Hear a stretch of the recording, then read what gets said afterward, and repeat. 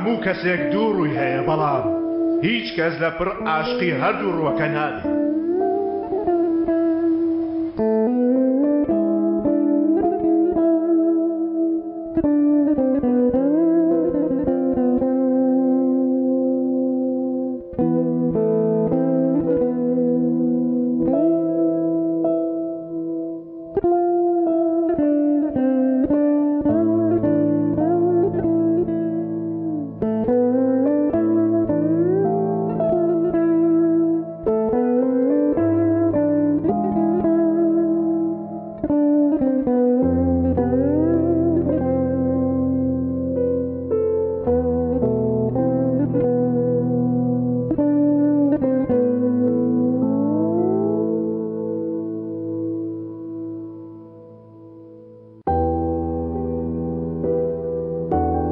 ئەگەر تۆی دووڕوو عاشقی قارەمانێک بوو بیت،